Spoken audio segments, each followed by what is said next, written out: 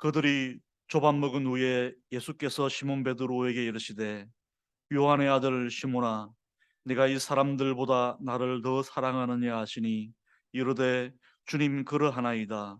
내가 주님을 사랑하는 줄 주님께서 아시나이다.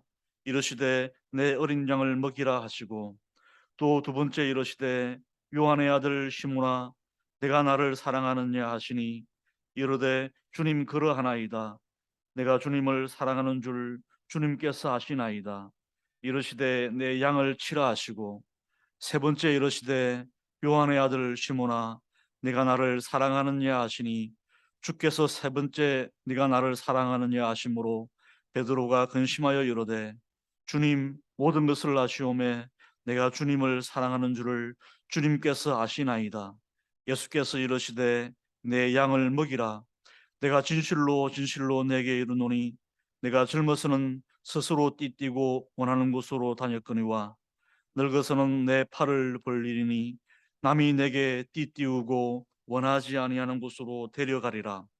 이 말씀을 하시면 베드로가 어떠한 죽음으로 하나님께 영광을 돌릴 것을 가리키심이로라.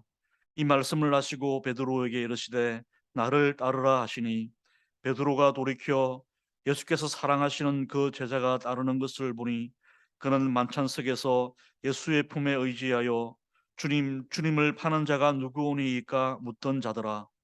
이에 베드로가 그를 보고 예수께 여짜오되 주님 이 사람은 어떻게 되게 사옵나이까? 예수께서 이르시되 내가 올 때까지 그를 머물게 하고자 할지라도 내게 무슨 상관이냐? 너는 나를 따르라 하시더라. 이 말씀이 형제들에게 나가서 그 제자는 죽지 아니하겠다 하였으나 예수의 말씀은 그가 죽지 않겠다 하신 것이 아니라 내가 올 때까지 그를 머무게 하고자 할지라도 내게 무슨 상관이냐 하신 것이로라. 이 일들을 증언하고 이 일들을 기록한 제자가 이 사람이라. 우리는 그의 증언이 참된 줄 아노라. 예수께서 행하신 이 일이 이외에도 많으니 만일 낱낱이 기록된다면 이 세상이라도 이 기록된 책을 두기에 부족할 줄 아노라. 아멘. 오늘 읽었던 이 요한복음 21장 이 본문은 그 무대가 21장 1절에 보면은 디베랴 호수, 디베랴 바다를 배경으로 무대로 하고 있습니다. 거기 그 디베랴 바다에서 예수님께서 자기를 나타내시고 계시하신 일을 기록하고 있습니다. 이 21장 1절부터 보면 이 장면은 마치 누가복음 5장에 나오는 그 장면과 흡사합니다. 비슷한 것 같지만 조금 차이가 있죠. 그렇게 해서 이 21장에 예수님께서 세 번째로 이 제자들에게 나타나셔서 그들을 만나주시고 예수님, 부활하신 예수님을 계시해 주시는 장면이 바로 배경이 됩니다. 조금 읽지 않았지만 살펴보면 21장 1절부터 우리가 살펴보면 누가복음에 나오는 5장에 나오는 말씀과는 조금 차이가 있습니다. 아시는 대로 베드로를 만나시긴 하셨지만 그리고 거기서 베드로를 예수님께서 부르시긴 하셨지만 이 21장과는 좀 차이가 있습니다. 누가복음 5장 1절부터 보면 예수님께서 자기를 따르는 무리들에게 말씀을 전하시기 위해서 거기 함께 있던 이 베드로를 부르십니다. 누가복음에는 그 무대가 게네사렛 호수라고 그렇게 일컬고 있습니다. 갈릴리 바다는 이렇게 게네사렛 또는 디베랴, 갈릴리 바다 이렇게 다양한 이름들을 가지고 있었습니다. 그래서 누가복음 5장에 보면 예수님께서 그 무리들에게 말씀을 전하시기 위해서 주위를 둘러보니까 호숫가에 마침 배 두 척이 있는 것을 보셨습니다. 그리고 그 어부들은 배에서 나와서 그물을 씻고 있는 중이었습니다. 하루의 고된 일과를 마치고 이제 마무리하는 시점에서 그물을 씻고 있는 이 사람들은 굉장히 고단하고 피곤했을 것입니다. 그런데 그런 것에도 아랑곳하지 않고 예수님께서는 한 배에 오르셔서 그 배를 육지에서 좀 띄워달라고 하십니다. 바로 그 배가 시몬의 배였습니다. 그래서 육지에 조금 떠서 좀 이렇게 사람들에게 말씀을 전할 수 있도록 해달라고 요청을 하셨습니다. 그리고는 베드로의 배에 앉으셔서 무리에게 하나님의 말씀을 가르치십니다. 예수님께서 베드로의 배에 앉아서 가르치실 때는 항상 랍비들은 말씀을 가르칠 때 앉아서 가르치셨거든요. 그래서 예수님께서 조금 떼기를 청하시고 앉으셨다 이 말은 선생으로서 랍비로서 그 무리들에게 하나님의 말씀을 강론하고 가르치셨다 이런 뜻이 됩니다. 그리고 베드로는 속절없이 예수님의 그 말씀을 듣게 됩니다. 자기 장모의 열병을 고쳐주셨던 예수님에게 신세를 졌기 때문에 이 승마른 성격의 소유자였던 베드로도 어쩔 수 없이 예수님의 그 요청을 들어줄 수밖에 없었지 않았나 싶습니다. 그러다 보니 피곤하지만 바로 한 배에서 하나님 나라의 복음을 가르치시는 예수님의 그 말씀을 듣게 된 것이죠. 그리고 말씀을 마치시고는 시몬에게 이르시되 깊은 데로 가서 그물을 내려 고기를 잡으라 라고 말씀하십니다. 말씀드린 대로 베드로가 열심히 고기를 잡았습니다. 여기에서 잔뼈가 굵었던 이 베드로, 그래서 어느 누구보다도 갈릴리 바다에서 이 게네사렛 바다에서 고기잡이에 있어서는 누구에게 이런저런 분수를 들을 만한 사람이 아닌 고기잡이의 박사였던 이 베드로가 아무리 랍비라고 하더라도 고기잡이에 관해서 할 말이 없는 목수 출신인 주제에 자기에게 와서 고기를 여기에서 잡으라 이런 말씀을 하시면 상당히 언짢죠. 이 프로페셔널한 사람은 그런 자존심 정도는 있습니다. 그런데 예수님은 피곤해 죽겠는데 배에 오르시고는 배를 좀 띄우라 하셨고, 그리고는 그 긴 강론 말씀을 마치고 난 뒤에는 베드로에게 뭐 밑도 끝도 없이 어, 깊은 데로 가서 그물을 내려 고기를 잡아라. 이게 이제 여러 가지로 우리 잘 아시는 대로 고기를 잡을 때는 이 갈릴리 바다에서 고기잡이는 깊은 밤중에 고기를 가장 많이 잡을 수 있는 타이밍이죠. 그래서 밤새도록 고기를 잡았던 것입니다. 왜냐하면 고기들이 그때 가장 많이 먹이 활동을 하기 때문에 그때 어디에 그물을 내리면 고기들이 많이 있는지를 아는 빠삭했던 이 사람들은 그것을 가지고 열심히 그물질을 했지만 허탕을 치고 말았지 않습니까? 그런데 붉은 대낮에 고기들이 다 이제 먹이 활동을 하기엔 그냥 좀 쉬려고 숨어버린 그 타이밍에, 그것도 깊은 데로 가가지고 고기들이 많이 몰려있는 낮은 샘물이 막 들어오는 그런 곳이 아니라 깊은 바다 가운데 가서 그물을 던지려 하니까 아무리 생각해봐도 이건 고기를 잡을 수가 없는 그런 횟수입니다. 그러니 역시 목수답다라는 생각을 했겠죠. 뭘 안다고 고기를 잡으러 깊은 데 가서 그물을 내리라 할까 하는 생각이 들었는데, 열받으니까 이 시몬이 대답하여 이르되 선생님, 우리들이 밤이 새도록 수고하였지만 잡은 것이 없습니다. 그런데 당신이 뭘 안다고 우리에게 고기를 잡으라고 훈수를 두십니까? 내가 당신의 말이 하도 얼척이 없지만 그래도 한번 당신의 말이 얼마나 대먹지 않는지 틀렸는지를 보여주기 위해서 그물을 한번 내려보겠습니다라는 심사로 이 5절의 말씀을 합니다. 고기를 밤이 새도록 수고하였을 때 잡은 것이 없지만은 말씀에 의지하여 내가 그물을 내리겠습니다 하고 그물을 내렸는데 그의 예상을 완전히 빗나가고야 말죠. 고기를 잡은 것이 힘이 많아서 그물이 찢어질 정도였습니다. 그리고 이 다른 동무들을 손짓을 해서 도와달라고 해야 될 정도로, 그리고 다른 배에 고기를 실었지만 이 두 배가 다 가라 앉을 정도로 고기가 많았습니다. 완전 베드로의 예상을 빗나가고 마는 것이죠. 그러면서 베드로가 거기에서 바로 예수님 무릎 아래 엎드려서 자기의 죄인됨을 깨닫게 됩니다. 그리고는 나는 죄인이로소이다 나를 떠나소서 하고 이런 고백을 하게 됩니다. 예수님은 그런 베드로를 보시면서 10절의 말씀 보면 무서워 말라. 아마 베드로가 그렇게 경외심을 가지게 되었을 것입니다. 그리고 자기와 전혀 다른 삶의 가치를 따라 살고 있는 이 예수님의 진면목을 새롭게 보게 되면서 그 예수님을 향한 두려운 마음을 가지고 있었을 때에 예수님이 무서워하지 말라. 이제로는 네가 사람을 취할 것이다. 라고 말씀하십니다.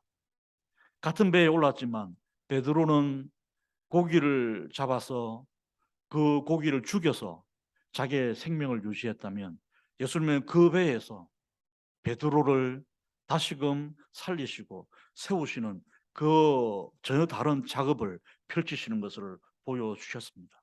이제는 네가 고기를 잡아서 그 고기를 죽이는 그런 삶을 살았다면 이제는 나와 함께 사람을 취하고 그 사람의 생명을 취하는 것이 아니라 그 사람의 생명을 살리는 그러한 삶을 살게 될 것임을 알려주셨습니다. 그랬더니 이들이 베드로를 육지에 대고 모든 것을 버려두고 예수님을 따르게 되죠. 예수님은 베드로의 인생을 바꾸실 때에 그의 삶의 소중한 어떤 실력, 삶의 자원들을 허비하지 않으셨습니다. 예수님 말씀을 전하실 때에 그 호숫가에 배가 제자리에 딱 정박할 수 있게끔 노를 젓는다는 것은 상당히 수준이 있는 그런 이 배 젓는 기술을 가져야 되는 것이었습니다. 그런 배를 잘 운전할 수 있는 이 베드로의 기술을 예수님은 충분히 활용하셨습니다. 그리고 특히 우리가 눈여겨보아야 되는 것은 예수님께서 베드로에게 실질적인 도움을 요청하셨습니다. 예수님은 고기가 어디에 있는지 아셨습니다. 그 갈릴리 바다에서 잔뼈가 굵었던 내노라 할 만한 그런 어부들보다도 고기를 잘 잡으실 수 있는 그런 분이셨습니다. 그러니 실제로 베드로의 도움이 필요 없을 법도 한데 예수님은 베드로의 도움을 진심으로 필요했습니다. 그냥 도움이 필요한 척 베드로를 좀 띄워주기 위해서 연기를 하신 것이 아니라 실제로 베드로의 그 배를 운전하는 노젓는 실력이 필요했었습니다. 사람들에게 말씀을 전하기 위해서는요. 그래서 베드로가 가지고 있던 그 실력들을 예수님은 잘 활용하셔서 하나님 나라의 말씀들을 전하셨습니다. 그 말씀을 전하시면서 그 말씀으로 인해서 사람들을 세우시고 살리시는 그 복음을 선포하셨죠. 이처럼 예수님께서는 당신의 사역을 위해서 우리들이 가지고 있는 전문적인 그런 실력들, 우리 가지고 있는 은사들을 진심으로 필요로 하시고 그것을 통해서 역사하셨습니다. 그리고 그런 것들을 통해서 예수님은 이 베드로가 사람을 취하실 수 있도록 하시는 일들에 부르십니다. 오늘 읽었던 요한복음 21장에는 비슷한 것 같지만 조금 다른 그런 면모들이 나오게 됩니다. 그래서 이 21장의 모습 또 다른 것 중에 하나는 예수님이 이제 그물을 배 오른편에 던져라 그랬더니 이 똑같이 물고기가 너무 많아가지고 그물을 들 수 없을 정도로 물고기가 많이 잡히게 됩니다. 그 상황을 보면서 이 21장 7절을 보면 재밌는 장면이 나옵니다. 예수님이 사랑하시는 그 제자가 베드로에게 이렇게 말합니다. 주님이시다. 라고 그렇게 딱 얘기를 하는 순간 이 베드로는 벗고 있던 그 옷을 입고는 바로 바다에 뛰어들죠. 이 베드로와 요한의 이 모습은 여기서만 펼쳐지는 게 아닙니다. 요한은 굉장히 센스가 좋았던 사람이었던 것으로 보입니다. 이 외에도 예수님께서 부활하셨다는 얘기를 들었을 때에 베드로가 열심히 먼저 뛰어나가 달려갑니다. 무덤으로 달려갑니다. 그런데 왜 그런지 모르겠지만 베드로보다 뒤늦게 출발했던 요한이 먼저 무덤에 도착합니다. 베드로의 체면이 좀 구겨질 수 있을 법한 그런 모습입니다. 젊어서 달리기 더 빨라서 그랬던지 베드로가 원래 달리기가 좀 서툴러서 그런지 모르겠지만 먼저 무덤에 도착한 사람은 요한이었습니다. 그런데 요한은 그 무덤에 도착했지만 약간 무서워서 그런지 들어가지 않고 있는데 베드로가 먼저 탁 치고 들어가죠. 항상 이런 이 약간의 라이벌 관계에 놓여 있던 모습들이 비춰집니다. 예수님이신 줄을 요한이 먼저 알아챕니다. 그전에 예수님에게 가장 그 기용을 받던 사람이 아마 이 요한이었지 않겠습니까? 베드로는 공식적으로 비공식적으로는 그 무리들 가운데 수장이었지만 가장 친밀한 관계를 나누고 부러워할 만한 그런 애정의 관계를 가지고 있었던 사람은 요한이었던 것으로 보이는데, 여기에서도 이 요한이 먼저 예수님이신 줄을 딱 알게 됩니다. 그러나 요한은 주님이시다 그랬지만 그 이야기를 듣자마자 먼저 뛰어들었던 사람은 베드로이죠. 그래서 베드로가 옷을 챙겨 입고는 뛰어들어서 예수님께 헤엄을 쳐서 옵니다. 베드로가 먼저 왔었는지 아니면 그 다른 제자들이 끌고 온 그 배가 먼저 도착했는지는 잘 알 수 없지만 어쨌든 그렇게 육지에 와서 예수님을 만나게 됩니다. 육지에 올라 보니까 숯불이 피어져 있고 그 위에 생선이 놓여 있습니다. 어찌 보면 캠핑 온 것 같은 그런 분위기이기도 합니다. 그런데 이들이 이 디베랴 호수에 왜 왔습니까? 이들은 예수님을 부인하고 예수님에게서 도망쳤던 그런 실패자의 모습들 아니겠습니까? 예수님은 또 어떤 모습입니까? 예수님은 우리들이 예상하기로는 이 왕자에 올라서 이스라엘을 해방시키실 그런 왕의 모습으로 등극하실 것을 기대했는데, 그래서 열심히 호산나 외치면서 그분이 예루살렘에 입성하신 것을 환영하고 맞이했는데, 그 예루살렘에 들어오셔서는 로마의 반역자들이 못 박혀 죽게 되는 십자가에서 비참한 최후를 맞이하고야 맙니다. 제자들도 실패한 모습이었지만 이 예수님도 우리들이 기대했던 것에 비하면 철저한 실패자의 모습입니다. 그러니까 실패한 자들이 이 디베랴 호수에 모인 거죠. 그렇게 참 어떻게 보면 분위기가 쫙 가라앉아 있는 그런 이들이 이 모여 있는 곳에서 예수님이 숯불을 피워 놓으시고는 거기에 생선도 떡도 놓고 있습니다. 여러 가지 의미가 함축되어 있는 그 그림일 수 있습니다. 이 숯불은 베드로에게는 참으로 떠올리기 싫은 그런 기억을 자연스럽게 떠올리게 하는 그런 이미지이지 않습니까? 숯불 앞에 불 쬐고 있을 때에 예수님을 부인했던 그 일을 어찌 잊을 수 있겠습니까? 이 숯불을 보는 순간 바로 그 끔찍했던 가슴 아팠던 기억이 떠올랐을 것입니다. 근데 그 숯불과 다르게 예수님은 그 숯불 위에다가 생선을 구워 주시고 떡도 구워서 아침을 차려 주십니다. 그리고는 이 예수님께서 그들에게 이 생선을 또 떡을 함께 나눠 주시면서 아침을 함께 먹습니다. 그리고 조반을 나누어 주시고 난 뒤에 함께 먹는데 어느 누구도 12절 보니까 이 제자들이 주님이신 줄을 알기 때문에 당신이 누구십니까? 라고 묻는 사람이 없습니다.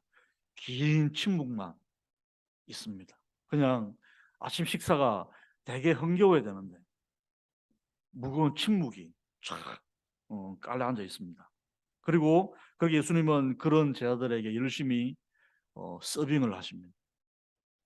이것저것 챙겨주시면서 아침을 먹을 수 있도록 그들을 섬기시는 모습을 볼 수 있습니다.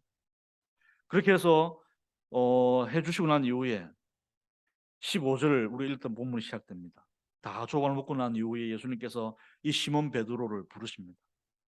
이 시몬 베드로와 비슷한 정서를 가지고 있는 사람들을 일컬어서 번아웃된 사람들이라고 부를 수 있습니다.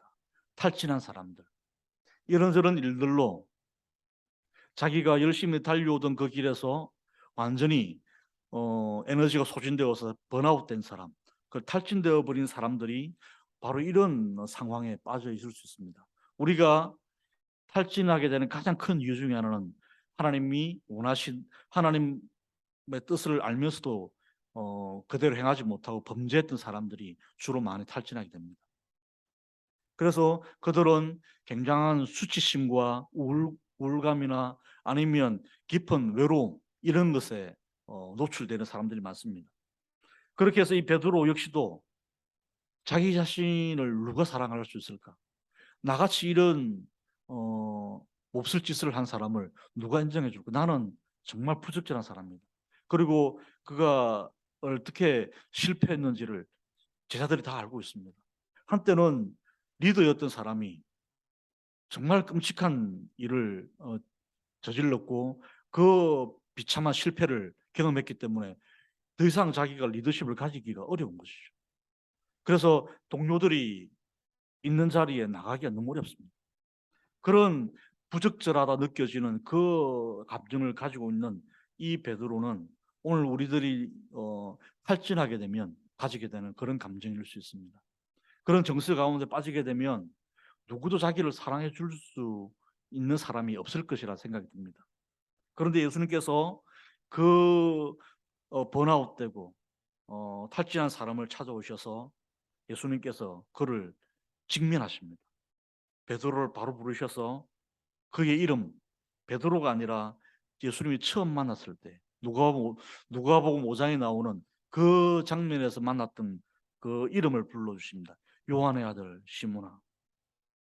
그리고 예수님은 그 시몬에게 다른 질문을 아닌 이 질문을 던지십니다. 네가 이 사람들보다 나를 더 사랑하느냐? 라고 이 질문을 던져주십니다. 사실 번아웃된 사람이 회복되는 데는 그 어떤 것보다 자기 자신을 사랑하는 사람이 있다는 사실을 알려주는 것보다 더 강력한 회복은 없습니다. 우리가 여러 가지 번아웃되어 탈진된 사람에게 이런저런 이야기들 할 수 있지만 다른 어떤 말들보다 그 사람을 내가 정말 사랑한다는 것을 알려주기만 해도 그런 저절로 회복이 될 수 있습니다. 예수님은 이 베드로에게 다른 거 어떤 것도 질문하지 않습니다. 너 왜 그랬어? 이런 질문들 하지 않습니다. 이 사람들보다 네가 나를 더 사랑하느냐? 라고 묻습니다. 옛날에 이런 질문을 들었다면 베드로는 어떻게 대답했겠습니까? 당연하죠. 내가 저 사람들 주님을 더 사랑합니다. 라고 말했을 것입니다. 그런데 그런 비참한 실패를 겪고 난 이후에 베드로는 대답이 달라집니다. 주님 그렇습니다. 내가 주님을 사랑하는 줄 나 자신에게 있다는 것이 주님께서 아시지 않습니까? 주님이 아십니다. 라는 이런 굉장히 다른 형태의 대답을 합니다. 이런 질문을 예수님이 거듭거듭 세 번씩 물어보십니다. 마지막 세 번째 예수님께서 같은 질문을 던지시니까 베드로가 굉장히 근심하면서 대답을 합니다. 주님 모든 것을 아십니다. 내가 나보다도 더 주님이 내 마음을 잘 아십니다. 내가 주님을 사랑하는 줄 주님께서 아십니다. 라고 말씀하실 때에 예전에는 누가복음에서 예수님께서 사람을 치하리라 하셨지만 이제는 예수님의 그 양떼를 맡겨주시면서 목자로서의 직무를 이 베드로에게 맡겨주시죠. 그러면서 내 양을 그 베드로에게 맡기십니다. 우리 주님은 이 실패한 베드로에게 내가 나를 사랑하느냐? 라고 묻습니다. 여러분 베드로에게 이 질문을 던지실 때에 앞에 우리가 전제되어야 될 것은 예수님은 베드로를 어떻게 하신다는 겁니까? 예수님은 이 베드로에게 어, 먼저 베드로를 어떻게 생각하시는지를 이미 충분히 보여주셨죠. 베드로에게 찾아오셔서 그에게 아침상을 지어주시고 그가 아침 식사를 다 할 수 있도록 옆에 수종을 들어 주셨지 않습니까? 섬기셨죠. 그 모습 하나만으로도 예수님이 베드로를 어떻게 생각하시는지는 충분히 알 수 있습니다. 네가 나를 사랑하느냐?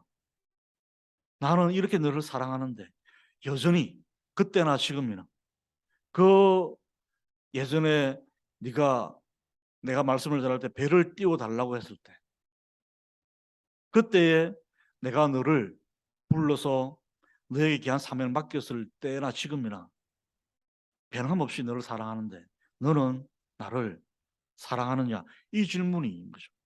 예수님은 그것을 그에게 아침을 지어주시면서 그가 아침 식사를 다 할 수 있도록 수종을 들어주면서 그 사랑을 보여주셨습니다.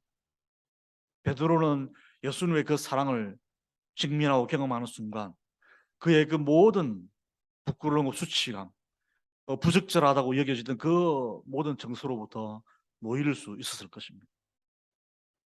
우리도 이 예수님의 사랑을 경험하고 직면해야만 될 것입니다. 살다 보면 이런저런 일들에 쫓겨서 이전에 누렸던 주님과의 그 친밀한 관계를 다 잃어버리고 정말 주님과 아무런 사랑의 경험을 누리지 못한 채 살아가는 그런 분들이 계시다면 그 어떤 것보다도 여러분들을 주님이 어떻게 생각하시는지를 꼭 경험하시길 바랍니다. 대부분 베드로와 같은 이 상황에 빠지게 되면 우리는 예수님을 어, 이렇게 생각합니다. 나와 똑같은 마음을 가지고 있을 것이다. 사람이 나를 대하는 것처럼 예수님도 나를 그렇게 흠딱지 않아 하시고 별 볼 일 없는 것처럼 생각하시고 나를 미워하실 것이다 라는 생각이 듭니다. 이런 생각이 들면 그 어떤 말로도 주님 앞에 나올 수 있도록 못합니다.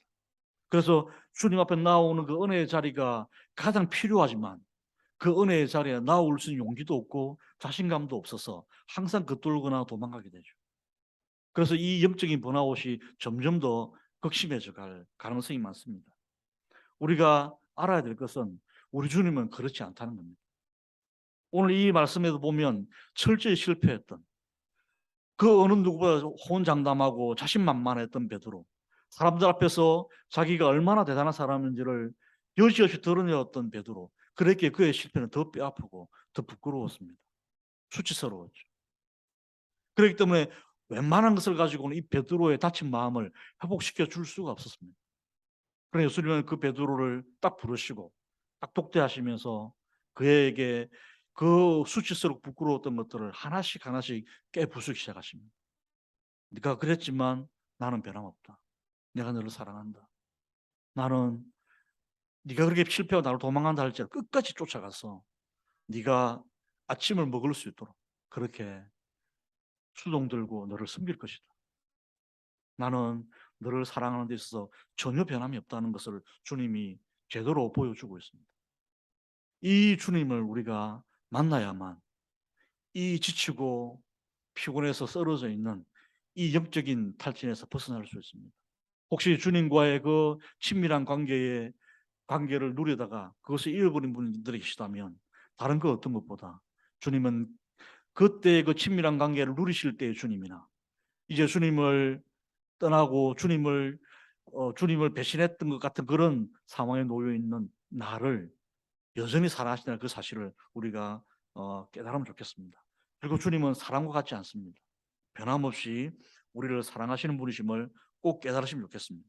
그리고는 그 주님께서는 그 제자에게 자격이 없을 것만 같은데 훨씬 더 큰 역할들을 맡겨주십니다. 주님의 양떼를 이 베드로에게 맡겨주시고 위임해 주십니다. 주님이 맡기시는 그 양떼가 어떤 존재입니까? 당신의 목숨을 주고 사신 양떼들이지 않습니까? 그런 양떼를 이 베드로에게 맡기십니다.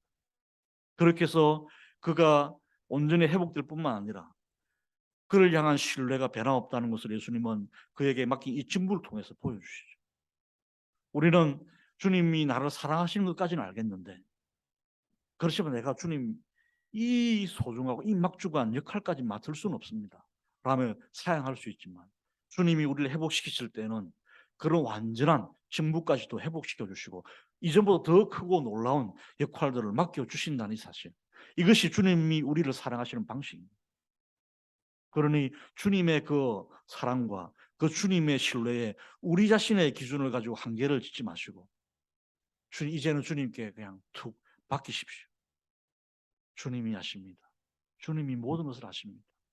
이렇게 고백하시면서 주님이 다 아시니까 주님이 아시는 그 상태에서 내게 이런 것들을 주시면 그저 감사합니다고 그냥 받으시는 것이 합당한 모습이라 하겠습니다.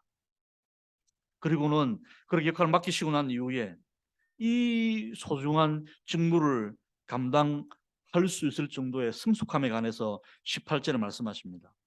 내가 진실로 내게 이르노니 내가 젊어서는 스스로 띠띠고 오라는 곳을 다녔거니와 늙어서 내 팔을 벌리니 남이 내게 띠띠우고 원하지 아니하는 곳으로 데려가리라. 우리가 생각하는 성숙이는 어떤 것입니까? 비록 우리가 나이가 어릴 때는 너의 마음대로 하면 안 돼. 어른들이 너에게 하는 그런 이야기들을 지혜라 생각하고 들어라. 그리고 네 마음대로 하면 망한다. 그러니까 내가 원하는 대로 너에게 알려주는 대로 그렇게만 하면 너의 인생은 성공한다. 이게 우리가 가지고 있는 보통의 상식이지 않습니까? 그래서 어린 나이 때는 마음대로 할 수 없습니다. 마음대로 해서는 안 되는 것이죠. 그리고 나이가 들면 성숙했다 보고 그 사람의 판단과 그 사람의 결정을 믿어줍니다. 그리고 그 사람이 하고자 하는 계획을 그의 계획을 우리가 이렇다 저렇다 별로 말을 잘 하지 않죠. 왜냐하면 그 사람은 이미 성숙했기 때문에 그렇게 믿어주는 것입니다. 그러나 예수님 보시기에는 그 성숙이 정반대입니다. 젊었을 때는 네 마음대로 다녔지만 네가 정말 성숙하게 되면 젊었을 때처럼 네 마음대로 원하는 대로 다니는 것이 아니라 이제는 늙어서는 네가 성숙하게 되면 너는 팔을 벌리게 되고 그리고 오히려 남이 너에게 띠를 띄우고 너를 묶어서 네가 원하지 않는 곳으로 데려가는 것, 그것이 바로 성숙이다 라고 말씀하십니다. 한마디로 리더라는 것은 인도하는 사람이기보다 인도받는 사람이란 뜻입니다. 우리는 보통 리더십을 내가 앞장서서 끌어가는 것으로 생각합니다. 예수님은 당신의 리더십을 종의 리더십이라고 말씀하십니다. 우리는 사람들을 끌어가는 인도하는 사람을 리더로 보지만 오늘 이 말씀 보면 사람들에게 인도를 받는 사람, 그 사람이 리더란 것입니다. 나 혼자 결정하는 것이 아니라 모든 함께하는 사람들이 각자의 생각을 말하게 하고 각자의 가능성들을 충분히 발현하게 해서 집단 지성이 나오게 하고 내가 앞서 끌어가는 것이 아니라 우리 모두가 함께 자기 가지고 있는 것들을 마음껏 쏟아내므로써 그들 모두가 다 나와 함께하는 동안에 각자가 리더로 성숙할 수 있도록 만들어주는 그런 섬김의 리더십. 이것이 어떻게 보면 오늘 이 18절의 말씀에 나오는 리더십을 할 수 있겠습니다.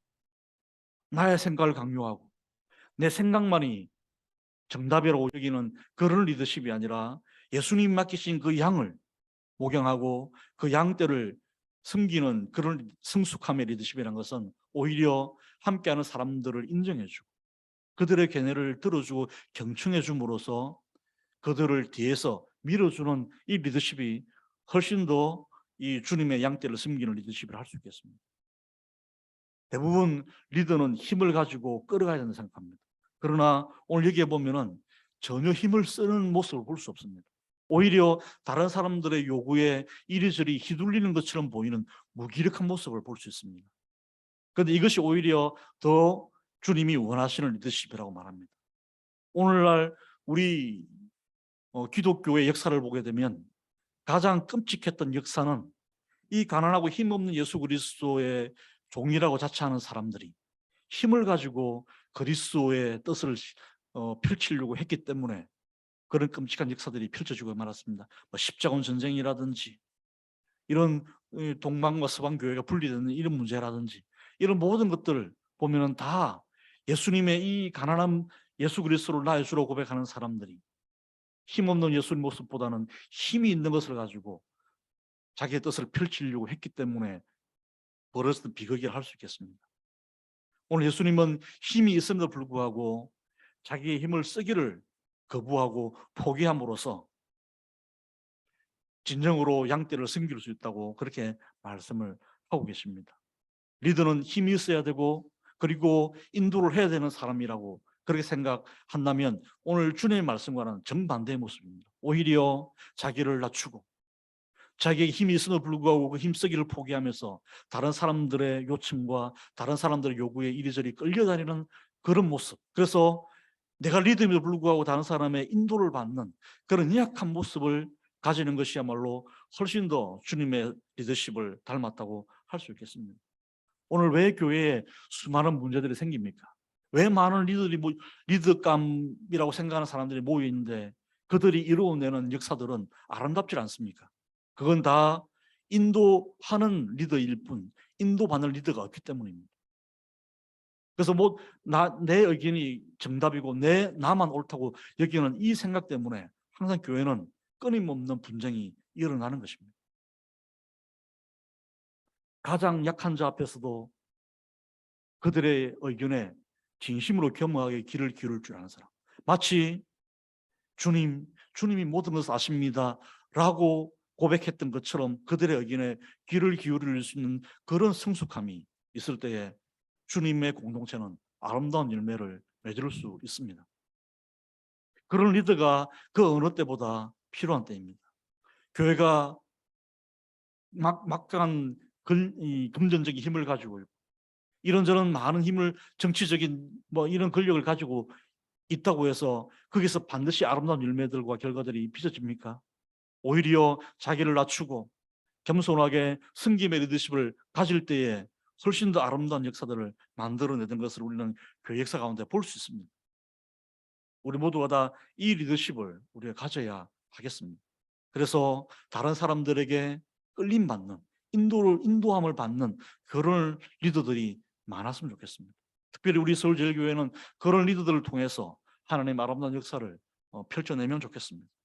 그것이야말로 정말 성숙한 모습이라 하겠습니다. 대부분의 리더들이 왜 번아웃됩니까? 리더가 자기의 부끄러운 모습을 보이면 안 된다는 그런 강박증이 있습니다. 내가 조금만 틈을 보이면 사람들이 나의 리더십 인정하지 않고 나를 이 리더의 자리에서 끌어낼 것이다 라는 그런 불안한 마음들이 있습니다. 이름만 되면 다 아는 유명한 목사님들이 있습니다. 아주 대학부로 유명한 교회의 출신들이신데 그 교회에서 대학생 시절에 함께 신앙생활했던 그런 분들이 이제 신대원을 가고 목회자 되어서 우리 한국에서 굉장히 유명한 교회 담임들이 되셨습니다. 이분들은 해마다 여름에 휴가를 같이 잡습니다.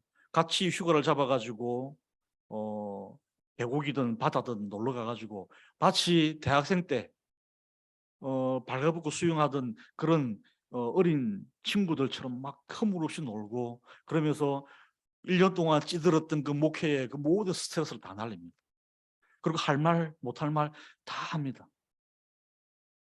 그리고는 각자 섬기는 교회에 돌아가서는 또 정말 강한 사람들, 스트롱맨인 것처럼 그 어떤 이 어려움과 힘겨움에도 굴하지 않고 이겨낼 수 있는 강력한 리더인 것처럼 그렇게 행세를 합니다.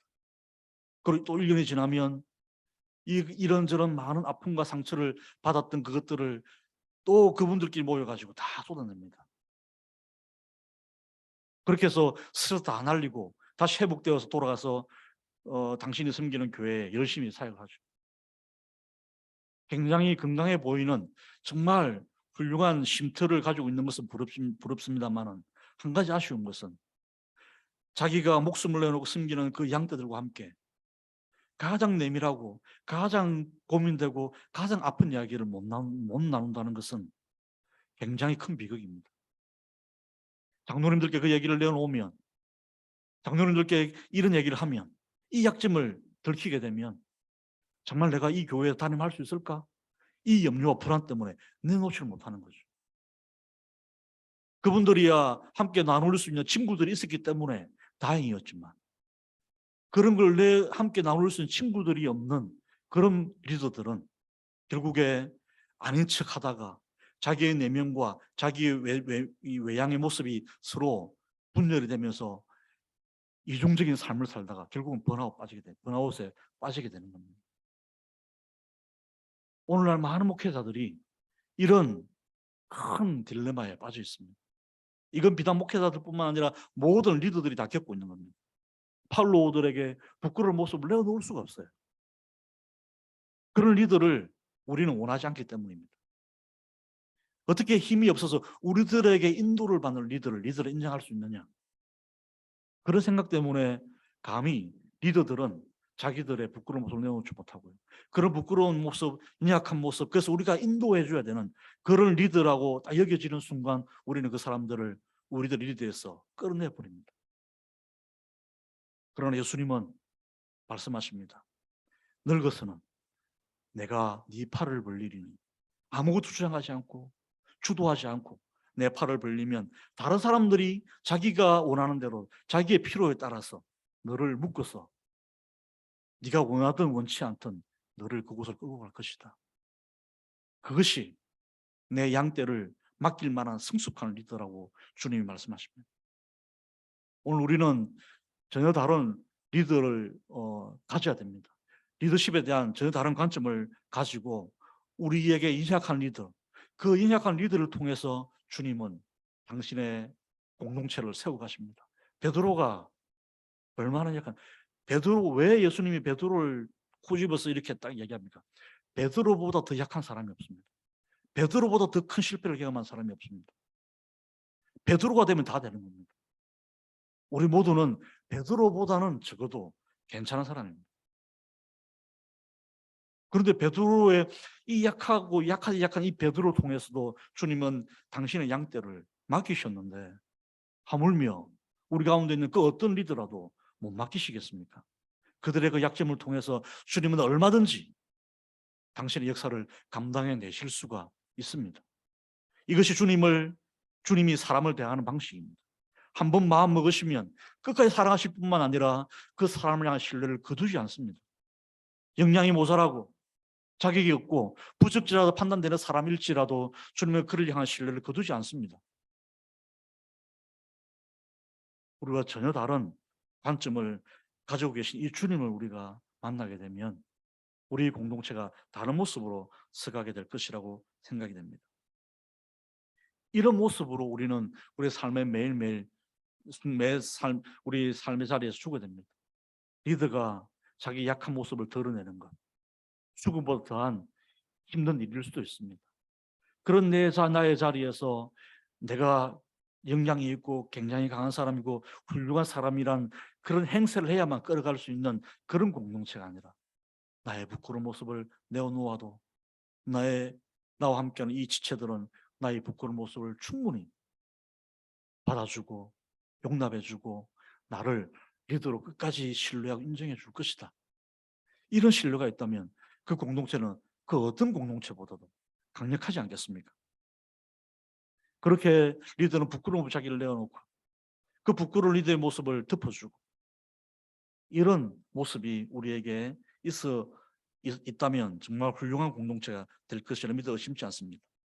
이렇게 예수님은 베드로가 이러한 방식으로 죽을 것을 이야기하시면서 그런 죽음이야말로 하나님께 영광을 돌릴 것이라고 말씀하십니다. 이 예수님이 말씀하시고는 드디어 나를 따르라. 주님이 당신 가시는 그 길을 가시면서 베드로를 향하여 나를 따르라 하십니다. 베드로가 어떤 사람인데 베드로가 도대체 누구이길래 예수님이 이 베드로를 어떻게 믿고 가시면서 나를 따르라 하신단 말입니까? 베드로가 되면 우리는 되고도 남습니다. 그렇게 주님은 사람을 향한 신뢰를 끝까지 지키시고 베풀어 주십니다. 그리고 예수님 이 베드로를 따라가는데 또 베드로가 20절부터 보면 또 재미있는 장면이 나옵니다. 이 베드로가 가다가 돌이켜 봅니다. 주님을 따르는 길에 있어서 쟁기를 잡고 가다가 뒤를 돌아보면 안 되는데 또 돌이켜 봅니다. 그랬더니 예수님을 사랑하시는 그 제자가 눈에 들어옵니다. 이 제자가 어떻게 될 것인지 궁금했던 모양이죠. 그래서 예수님에게 질문을 던집니다. 저 사람은 어떻게 되겠습니까? 했더니 예수님께서 내가 올 때까지 그를 머물게 하고자 할지라도 내게 무슨 상관이냐? 아무 상관하지 말고 너는 그저 나를 따르라 하고 다시 한번 말씀해 주십니다.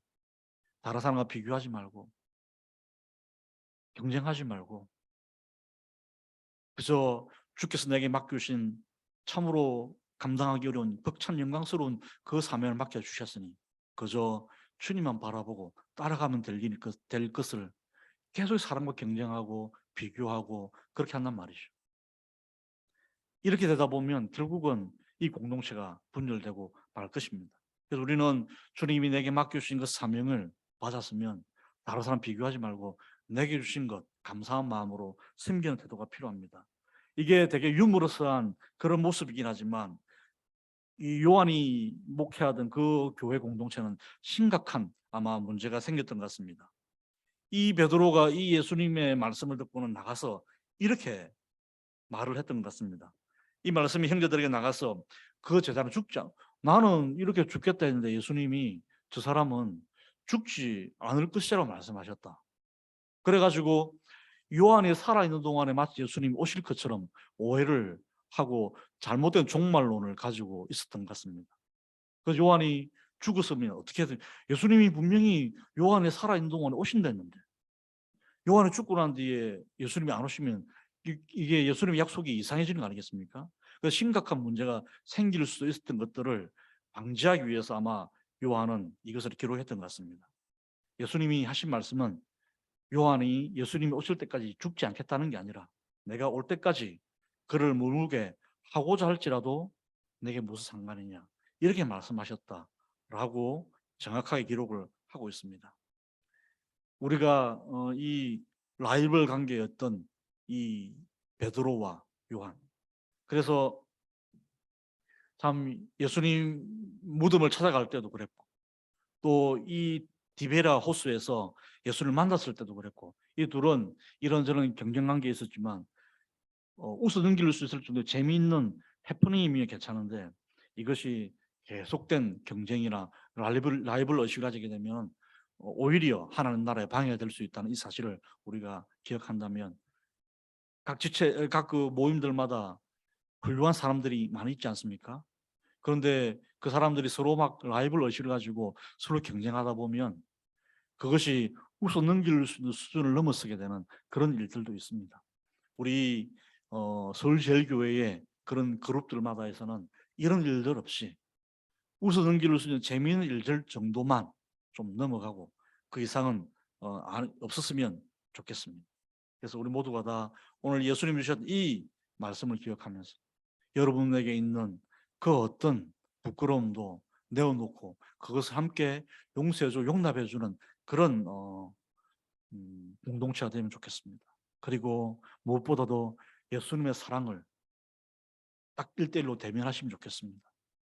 그 어떤 것보다 예수님이 여러분을 얼마나 사랑하시는지, 어떻게 사랑하시는지, 예수님이 여러분을 어떻게 대하시는지를 알게 되면 사람의 상식으로가 아니라 예수님의 진정한 모습을 만나게 되면 여러분들은 이 베드로가 감당했던 그 역할들을 충분히 감당하실 수 있을 것이라고 믿습니다.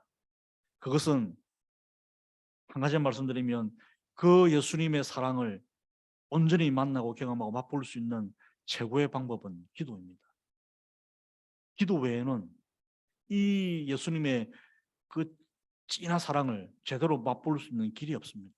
특별히 가을에 기도의 언어가 풍성했으면 좋겠습니다. 다른 것 이것저것 달라는 기도, 뭐 고기를 많이 잡아가지고 부자되게 해달라는 기도, 더 높은 자리에 앉게 해달라는 이런 기도보다 주님이 우리에게 던지시는 그 질문을 들으시면 좋겠습니다. 이 사람들보다 네가 더 나를 사랑하느냐? 하는 이 주님의 음성을 들으실 수 있기 바랍니다. 내가 주님께 요청하고 강청하는 그런 말들만 쏟아내어 버리고 주님의 음성도 듣기 전에 나가버리는 그런 기도가 아니라 오셔서 주님이 내게 뭐라 말씀하시는지 무슨 질문을 던지시는지 그것을 한번 들어보시는 그런 기도를 이 가을에 던져보시면 좋겠습니다. 그래서 여러분의 그 영혼이 이 기도의 모국으로 풍성한 2022년 가을을 보내시면 아마 여러분의 내면이 우리를 사랑하시는 예수 그리스도 사랑으로 충만한 그런 은혜를 누리실 것이라고 믿어 의심치 않습니다. 기도하겠습니다. 하나님 아버지, 세상 우리에게 너의 능력이 얼마나 되느냐, 너의 스펙이 어떻게 되느냐, 네가 앞으로 무엇을 할 수 있느냐, 너는 무엇을 얼마나 가지고 있느냐라는 질문들로 우리를 급박하지만 너무나 부끄럽게 실패한 우리들에게 오셔서 주님은 따져 묻지 않으시고 먼저 온몸으로 우리를 수송 드시고 섬기실 뿐만 아니라 네가 나를 사랑하느냐라고 물어보시면서 다시금 사랑의 관계를 회복시켜 주시는 이 주님을 이 가을에 뜨겁게 만날 수 있도록 은혜를 베풀어 주십시오. 깊은 기도 가운데 주의 음성을 듣게 하시고 그 음성이 우리 심령 가운데 충만하여서 예수 그리스도 사랑으로 말미암아 가득해지는 이 풍성한 가을을 맞이할 수 있도록 은혜를 더하여 주십시오. 주님, 온전한 성수를 가지게 하셔서 예수님이 원하시는 그런 승김의 리더십을 가지고 주님이 가신 그 길을 따르게 하시고 주님 맡기신 귀한 사명들을 잘 감당해내기 부족함이 없는 그런 성도들로 서갈 수 있도록 역사해 주십시오. 예수님 이름으로 기도드립니다.